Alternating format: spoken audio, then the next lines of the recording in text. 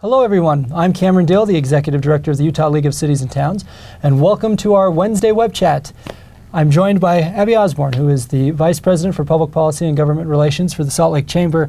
And in many ways, when I say Salt Lake Chamber, really what that means is the Chamber of Commerce for the entire state, right? It says Salt Lake Chamber, but really it's the umbrella organization. Is that fair? It's true, and thanks for having me. I appreciate you letting me join you today. But yeah, absolutely. We're 130 years old, the Salt Lake Chamber is. It's been that name for 130 years. But we run the statewide chamber association. All of the 74 little chambers kind of run up through us. Biggest chamber in the state, and we have membership in all 29 counties. Which is awesome. So we at the League work very closely with the Chamber. We see eye to eye on some issues. We don't see eye to eye on other issues. Mostly eye to eye. But mostly eye to eye, and we've done some tremendous work together on transportation funding through the years and other issues of importance to the state of Utah. Utah's in the midst of historic population growth, and that's really why we're here to talk, not just today, but we've been collaborating all summer and will for years to come, is how can Utah handle population growth and what are some of the consequences that come from population growth, specifically housing. And the Chamber has started an initiative, the Housing Gap Initiative. Why don't you take a couple of minutes and explain to us what the Housing Gap Initiative is? Okay, perfect. Thanks, Cam. So essentially what happened, it was about a year and a half ago, we had a number of businesses come to us and start to express some concern that their employees here, that live here, and then the employees that they were recruiting in were having a really hard time finding affordable housing. Not low-income housing, just general affordable housing in the Valley. And so we embarked with the Kempsey Gardner Institute on a study, and for about 8 months, and they worked in collaboration with you too, in certain extent, they released a study in May. And it was a landmark study, according to Natalie Gochner, who's really, this is the first kind of study in the nation, really taking a deep dive a century ago, during this century, and a century looking forward on our housing in the state of Utah, particularly in the Wasatch Front, but certainly throughout the state. The findings in the study really didn't surprise us because we had started feeling and hearing it. We were in the midst of the legislative session where we worked on the moderate income housing initiative together. And really what it found is that in the first time in 40 years, we have more households than we do household units. And so what that tells us is that we have people sitting on the sideline waiting to get into the market, both in the rental space and the buying space, but are left with no inventory. And so classic economics, supply and demand, when you have less supply and a huge demand, prices are going up. That's a component of what we're seeing here. The study also showed us that this is not just a one-size-fits-all problem. This is a problem across the board as far as construction and labor, local policies. We're running out of land. And Cam, I know you know this, and I know a lot of the viewers know this. We've been through these cycles before. We've been through housing cycles before. The thing that makes this one unique is before we had the ability just to continue to sprawl, we are out of that luxury now. We're really, really coming to the end of our available green space land. And so we've got to really acutely dive into the problem and start to work together on how we address it. Awesome. So tell us about some of the research that Gardner has done and how it's helping drive the discussion at the Housing Gap Initiative. Sure. And really, it's almost a two-part question. Also, what is the Housing Gap Initiative? Who's participating in it? And Sure. What are the objectives? Sure. Well, let's go through some of the study items, and we'll bring up a few slides here. But the first one is that gap that I talked about, more household units than households, and you can see that on the screen there. The other thing is, and if we'll skip a few of them, to the Housing Price Index, you can see that we're the fourth fastest growing area in the nation, state in the nation as far as increased prices. This was very concerning to us. We're right behind Colorado, Oregon, and Montana as far as the fastest growing. So a home in 1991, the average price of a home was $125,000. Now today, it's $347,000, where the average on the nation is $187,000. So you can see the big leap that we've taken. Jim Wood with the Policy Institute told us yesterday when we were in Draper, and I'll get to the cities here in a minute about what we're doing, but said that we were 44th on an index 10 years ago. Today we're 22nd as far as metro areas. The Salt Lake metro area is that much. We leapfrogged all those other metro areas as far as increased pricing, just in the last 10 years. And you mentioned a moment ago that there are a variety of reasons why those prices have increased. And you mentioned that there's a local policy component. You mentioned construction costs and labor costs and material costs, and the labor shortage has been an enormous issue. So what did the study say about all of those factors? Yeah, so actually you just summarized the next slide for us, and that is, the housing shortage, what's driving up costs, the housing shortage, construction labor costs, this local zoning, and really the concept of NIMBYism. And maybe not everyone knows that's watching this, but NIMBYism is not in my backyard. I understand that we need to accommodate all these people, but I just don't want it in my city, or I just don't want it in in my neighborhood. So that concept of not in my backyard, which is really a general public and a concern about residents in general about change. For sure. A couple other things are just where we're at, where we're located. Mountains, water, not that much area left to go east-west. Certainly we're built out on the east side, very little land left in all 4 of our metro counties. And then this just concept of just population growth. I mean, we're going to double in population in the next 30 years. We already feel it. We already know it's here. You can certainly feel it everywhere you go. Roads, grocery store lines, buying a ticket to a concert, trying to get a camping site. Yep, 6 months in advance if you're lucky. Yeah, we can certainly feel it. How much of that population growth is internal versus people moving to the state? In other words, how much of it is kids and grandkids of current Utahns versus transplants that are moving to Utah to chase economic opportunity from other places? That's an awesome question, and the Kempsey Gardner Institute is actually doing a deep dive on this, but they've told us that the large majority, so over 60%, is us having our own kids. It's us having our own kids and grandkids that want to stay and live here because the quality of life that we have, and the availability of jobs and really a good working environment. So we're kind of our own worst enemy here. Yeah. And everyone thinks that it's the Californians and the Arizonans are coming here. That is definitely not the largest component. So you said the Gardner Institute's doing a deep dive so we can understand those numbers better. Because I think that would be helpful for the conversation, because our mayors and council members across the state are concerned about preserving that quality of life for future generations as well as for current residents. I mean, the number one reason why mayors and council members run for office, according to our data, is for the quality of life in their community. And they want to be a leader in preserving that quality of life and promoting that quality of life. Yeah, well, that is at the heart, Cam, of why we launched the Housing Gap Coalition, is because this is a problem. And if we just turn our back and don't actually address it, don't work together on it, we won't have the quality of life and the luxuries that we have today and that we enjoy. Air quality will suffer, our transportation congestion will suffer, our water infrastructure will suffer. People won't be able to get around as easier, and in the end, it's going to cost people more to live here.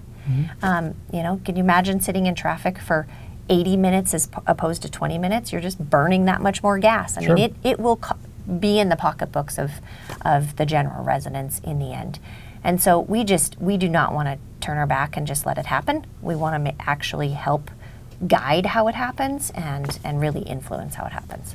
Speaking of costs, I know the study looked into some of the construction costs, material costs, labor shortage. What specifically did you find about those factors that are leading to the increased cost of housing in Utah? Yeah, I mean, this was a huge component, is that the hard construction costs. Drywall's up 15%. You can see that on the screen here. Roofing up 70%. Lumber up 60%. Steel's not even in here. Let's check in 6 months from now. Right, exactly. Well, actually, I saw that the Draper City Library now is a $2 million increase. I read this morning, $2 million increase because of steel, because of the increased price in steel. I mean, that's who real. Needs 6 months, that's on the unfortunately. ground, right? Exactly. So yeah, the construction costs and the tight labor market is certainly a component of this, and even really as far as labor is concerned, back in 1994, we had a huge. This was the last data set that came out, and then we have a current one. But we had like 187,000 people in Utah that were in the construction industry, working in the construction industry. That number's been cut in half.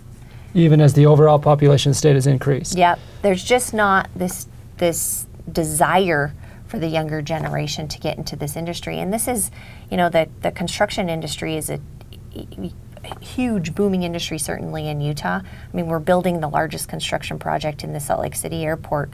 And we always isn't that the largest public works construction project in the nation? Yeah.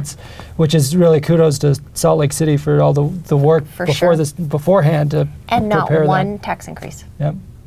It's pretty incredible. But you do have a tremendous amount of labor being spent on that. 3,500 labor employees work there on a daily basis. So, you're seeing a lot of big projects happen where it's sucking the labor market. And then, housing is definitely, prices are on the rise. I mean, and the Chamber's been involved in immigration discussions at the federal level, correct? Yeah, absolutely. I mean, that's one of our huge federal policies. It's one of our huge federal priorities. We work really closely with the U.S. Chamber on finding a balance there. Unfortunately, we can't seem to get a bill through the House right now, but we're hopeful the Senate will pass something here shortly, because that is a huge component of it. It's definitely got fear out there of how to hire and who to hire. So, well, over the last few months, the League has put together what we call a Keys to Housing document, and we've shared that through our communication channels. It's available on our website at ulct.org. We've actually set up a housing policy page on our website that links to resources, including that Keys to Housing document, the Moderate Income Housing Plan Toolkit that we worked on together. We did a Wednesday web chat a couple of weeks ago about that. Part of the focus in our Keys to Housing document was explaining to our membership that there are certain keys to housing policy that they possess as mayors and council members and local elected officials and planning commissioners. There are also keys to housing that they do not possess. Yeah, and they can't control. Yeah, you can't control, whether that's state tax incentives, whether that is federal housing dollars that come particularly for low income and true affordable income housing units. There's the labor shortage, construction costs, material costs, and the like, land shortage. All of those things are not keys that we hold, but there are some keys and some responsibilities that local governments do have. And you mentioned that you are starting an outreach to meet with cities about the balance of housing types that they have in their communities. Yeah, really, it's the keys, I guess, is the good term to use, and that's in the next slide is just the overall balance of housing types. So make sure that our communities, because not everyone wants to live in an apartment, not everyone wants to live in a condo, not everyone has a desire to live in a half-acre lot, single-family home, but we have to have the availability to have a bunch of different housing types to fit the demographics that we have here in the state. So making sure that there's a balance in your communities of all these different housing. And so many of the cities do this, but some of them certainly don't, and we're just trying to get out. And yesterday we started. So we have appointments with many of the cities, so thank you for those of you that have agreed to let us come and speak to you. But we want to have a conversation with these cities. So we kind of run through the data on what we found from the report from the Kempsey Gardner Institute, and then really it's just a conversation. What are you doing? What are you feeling? How are you zoned? What's your constraints? do you have a moderate income housing plan, and are you actually turning it in? Because now there's a little bit more teeth to it. Yep. Well, and it's been a major priority for us to make sure our membership knows that that's one of their duties. That's great. That's great. We so appreciate that. But just, you know, looking out on the horizon, not just today, for the next generation, as how we actually plan and zone and rezone. You know, we were in West Valley yesterday, and they were telling us about a 7-story multifamily project that was going in an old Kmart. That's awesome. It's amazing. That's how we want communities to start thinking about those old retail spaces that you can roll over and even make them partial retail and partial homes. Yeah, that's great. And West Valley's done some tremendous things with their variety of housing stock. We have some chatter online right now. Chip Dawson in South Jordan, Alan Anderson from West Jordan, both talking about the policy report, the Gardner report. Those are two great friends, so I'm anxious to see what they have to say. Yeah, well, so they were just having a conversation between the two of them about needing to get in front of this. Yeah. And then Doug Hill from my hometown of Murray, and I've known Doug a long time, in many ways hits the nail on the head here. So I'll share with you what Doug wrote. Public perception is that increased density threatens quality of life. What would you say to those that say, quote, if you don't build it, then they won't come? Nice, easy question. Right out of the gate. Right. Thank you, Doug. Thanks, Doug. Well, unfortunately, Doug, they're coming. We know they're coming because we're growing them. We are actually creating, for the most part, this population growth. And I said this earlier, but we've always had the ability just to continue to go north, south, east, west. We don't have that ability anymore. So, we do get the concept that in the general public, that density is like this 4-letter word, this really bad connotation to density. And it doesn't have to be about, dense apartment complexes or dense condos. This just has to be a good mix of housing in the right locations. Let's make sure we put these apartment complexes and multifamily homes, near transit centers or bus routes, or making sure we line up our transportation infrastructure with our housing types, line up our job centers with our housing types. Really try to plan this in the best way for the future. And it doesn't always have to be, let's just put a big apartment complex in the middle of a neighborhood. Let's make sure they're in the right locations. Yeah, I think that's very astute. And Doug, I'll add to that question, because really that is the million-dollar question. You and I can sit here, and policymakers at the state and local level can brainstorm together, but if you don't get buy-in from the general public about the best way to accommodate population growth and an understanding of what the population growth is, and it's their kids and grandkids, then these conversations in many ways are for naught. Right.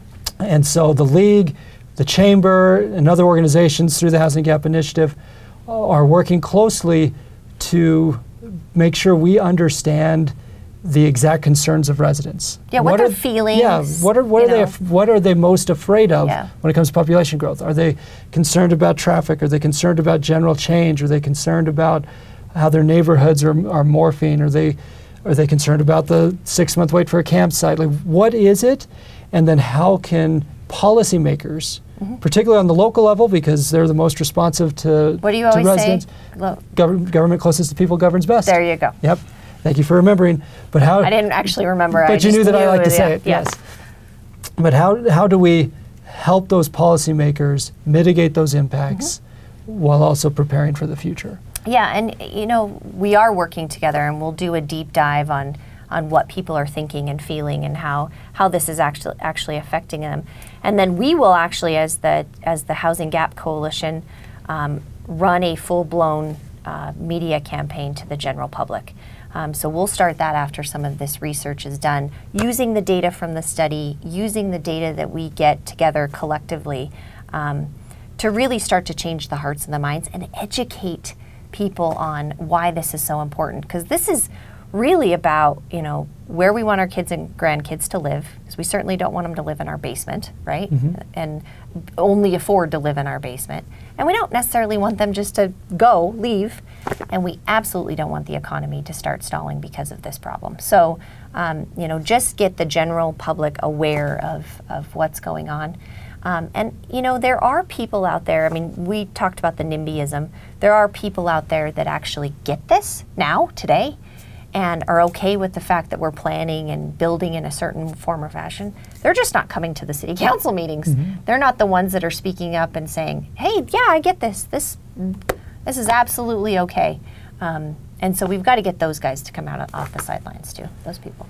I think it's fascinating that we have comments here from Murray, West Jordan, and South Jordan. They're all in Salt Lake County.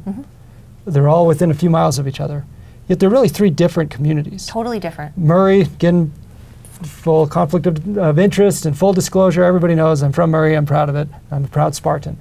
Murray's built out and has been built out for quite some time. It's a very desirable place to live. It's a commercial center and a job center. The needs in Murray for housing are different in part because it's built out, and there are things that Murray can do as part of redevelopment because it's a built-out city. But Murray also has tremendous opportunities with transit lines and freeway off-ramps and other things, and they've been aggressive at trying to look forward and prepare for population growth within their city. West Jordan and South Jordan have been in the midst of population growth. They've been on the front lines of all of the aches and pains that come with trying to accommodate population growth.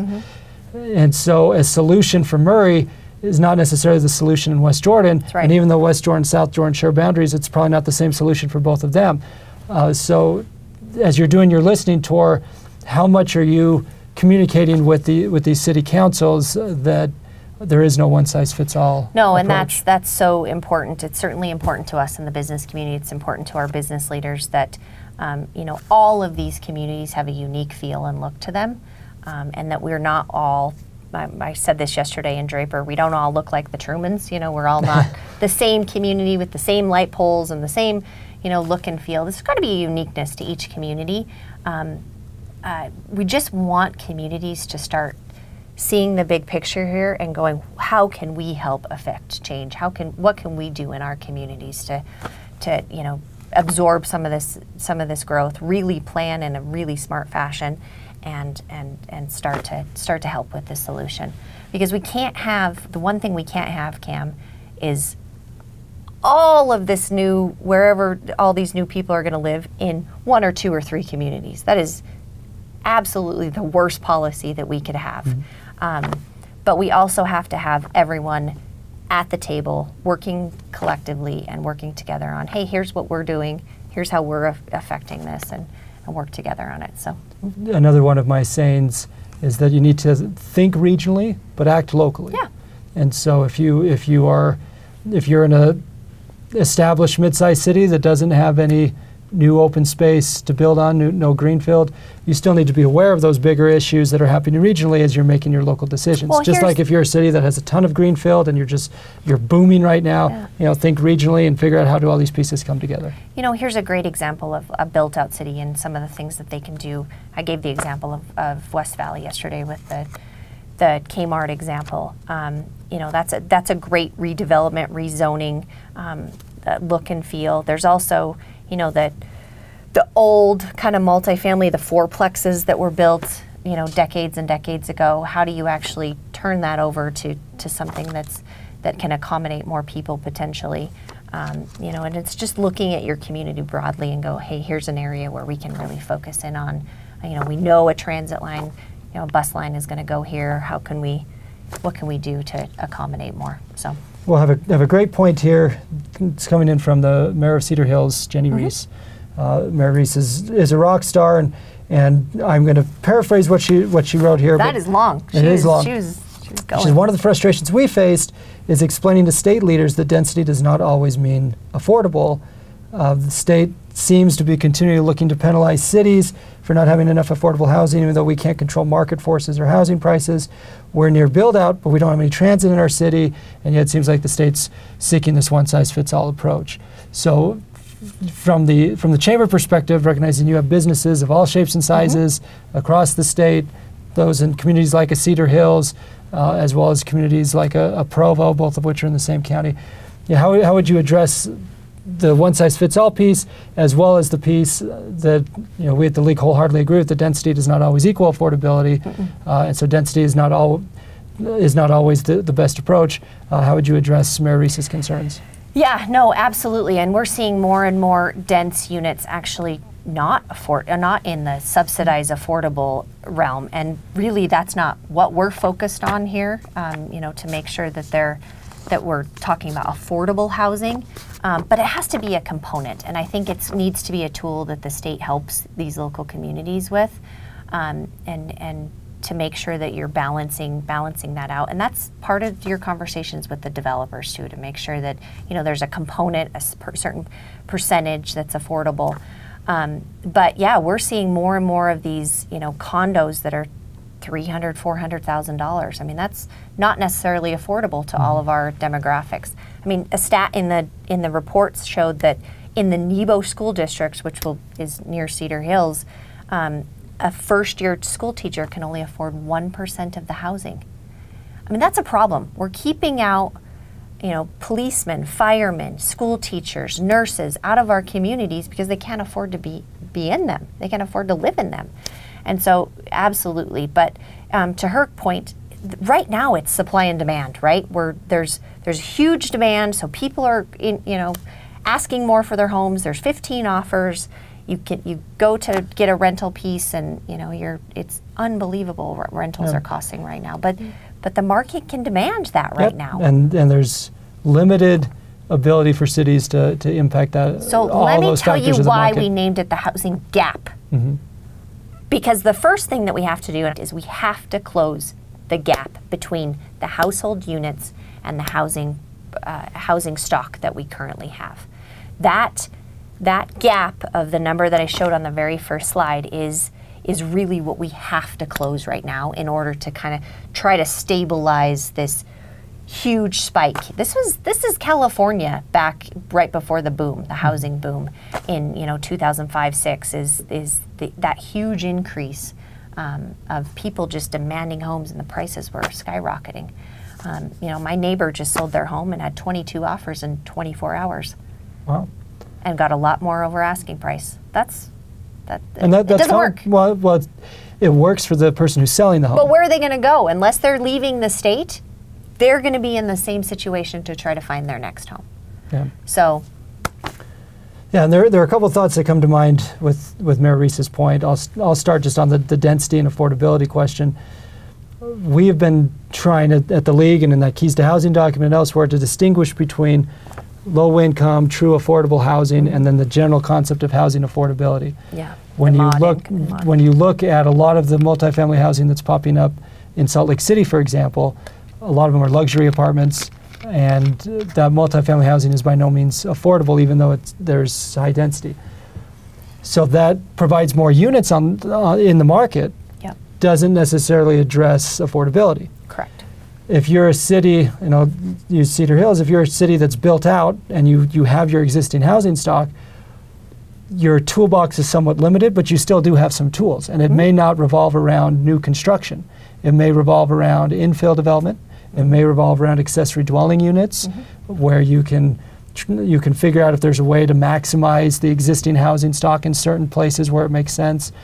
But all of those are ultimately local decisions with the involvement of the community and trying to say, okay, how can we help address this overall problem? What can we do? Recognizing that, again, a scenario that works in Salt Lake City may not work in Cedar Hills, but making sure people are aware of the big picture. So if you're a mayor or a council member or city staffer who's watching this video, how can they have this conversation with you and with the chamber? You mentioned you've talked to West Valley and Draper already, and I know you've laid out a pretty aggressive calendar over the next few weeks. Yeah, what can they do? Actually, a few months, even better. We're booked out through September. You know it's summertime, right? I know. It's supposed to be summer vacation. I know, but yeah, we're booked out through September. Our goal is to get to the majority of the Wasatch Front counties, and then a few communities that are off the Wasatch Front that have asked us to come. But yesterday we spent an hour with West Valley.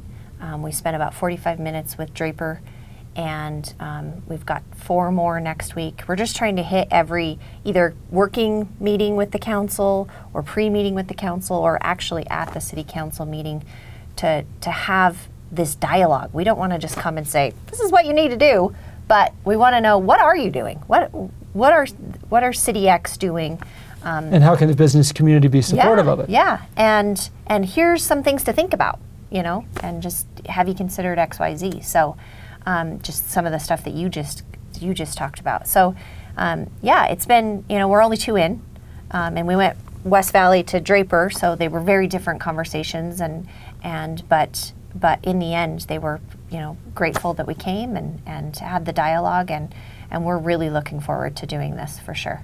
Awesome. I might miss a few kids' baseball games, but I think this is this is for their future, right, That's right, Cam? that's right, and you can bring them to the meetings with you, right? Yeah. Well, before we wrap up, there are a couple of comments that Alan and Chip have referenced that I just wanted to share with you. And then Andrew Gruber's watching. I know that's a surprise that Andrew would be watching. If I had the... That's a joke, Andrew. But Andrew referenced that there are tools available for communities to figure out the best approach for their specific needs, and references the TLC program and the resource that they have. Can you jump a few slides for me? Because I did this for him. Look at this. Possible solutions. I knew he'd be watching. Transportation and land use connection with the Wasatch Front Regional Council. So make sure. Where's my unified plan? I know. But sorry. It's to his point. This is really important because they're so connected. Your transportation and your housing stock and your land use are so interconnected, and really you have to plan for this. And they have great resources and really will help you plan the future of your community. So yeah, awesome. And whether you're in the Wasatch Front Regional Council area or the Mountain Land Association of Governments area, these tools exist to help you. Chip Dawson from South Jordan referenced the concern about speculation and people owning houses as investment properties.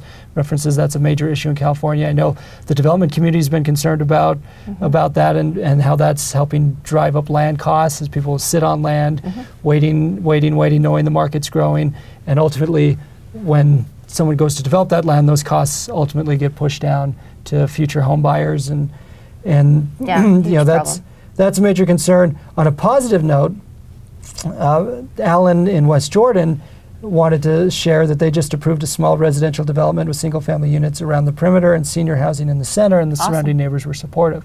Great. So that's a great example of being creative and saying how can we make these projects work, and it's great that the neighbors were supportive, and so kudos to the city for the outreach they did. And really that's what you're trying to do, is help them with the outreach to to the residents who elect them, say let's have this dialogue. Yeah, we know, I mean, I've sat in a few city council meetings where you had the pitchforks and signs, and if we can just educate, help them with the tools to educate the general public and get the awareness out here, hopefully in the end this ends up helping our city councils and our city administrators, be able to do their job effectively.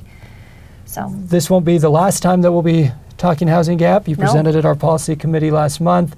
You'll be reaching out to these cities. We've been doing our outreach. There's the survey research with the general public that will help inform the communication strategies that then we will share broadly with policymakers at the local and state levels. We can put a link to the Kempsey Gardner report here and get that out, so you can at least have that. Is there anything else, kind of final thoughts that you want to share with city leaders as we share this video with them? I would think that, one thing we're just trying to do as the business community, and I didn't mention this, but Steve Starks is our chair he's the president of the Larry H. Miller Corporation, and then Go Jazz Go. Yeah. So he's really involved in this, and his guidance to us has just been, hey, let's work hand in glove with the cities. We definitely are not a threat to, when we come in and talk to you, we want to have the conversation and the dialogue. And we hope you'll welcome us with open arms, because ultimately our businesses and their employees live in your communities. And we just want the best Utah we can have, for now and for future generations. So let's do it together. Excellent. Well, Abby, thank you for your time today, and thank you for the Chamber's leadership on this issue and your engagement with us at a local level. Look forward to more and more collaboration in the months to come. And as you said yesterday, the band's back together as we continue to tackle these issues in the years to come. So with that, thank you for watching our Wednesday web chat. I'm Cameron Diehl, reminding you, as Abby pointed out earlier, or referenced earlier, government closest to the people governs best.